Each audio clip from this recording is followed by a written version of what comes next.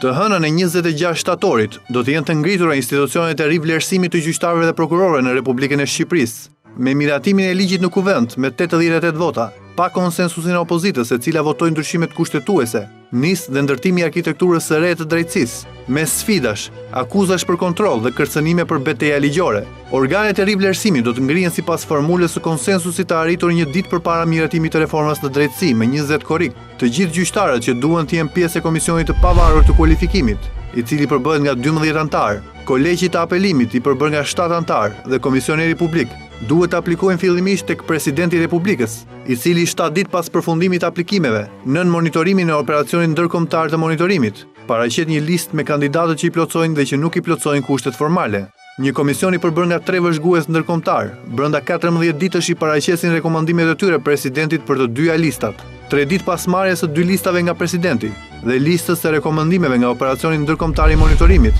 kuvendi krijoi një komision ad hoc me 6 antar, 3 nga shumica dhe 3 nga opozita. Ky komision ka të drejtë që me 4 vota të mund të kalojë një kandidat nga lista e kandidatëve që nuk i plotësojnë kushtet formale tek lista e kandidatëve që i plotësojnë kushtet formale, dhe me të paktën 5 vota kanë të drejtë të kalojnë një kandidat të përjashtuar nga rekomandimet e ndërkombëtarëve tek lista e kandidatëve që shkojnë për votim në parlament, apo siç thuhet me gjuhën e thjeshtë, do fusin sërish ata që futen në listë të zezë nga ndërkombëtarët. Pas kësaj, kuvendi brenda 10 ditëve krijon 2 komisione të tjera ad hoc, të ndarë në mënyrë të barabartë mes shumicës dhe opozitës, ku një komision ka 12 antar dhe tjetri 6 antar. Brenda 30 ditëve komisioni me 12 antar përzgjedh me votë të fshehtë elektronike 12 antarët e komisionit të pavarur të kualifikimit, si dhe komisionerin publik, në një proces ku secili antar i komisionit ad hoc ka të drejtë të votojë vetëm një kandidat. Të njëjtën procedurë ndjek edhe komisioni ad hoc me 6 antar, i cili me votë të fshehtë elektronike zgjedh 6 antarët e kolegjit të apelimit. Me një votim të thjeshtë, komisioni përzgjedh edhe antarin e 7 të këtij kolegji,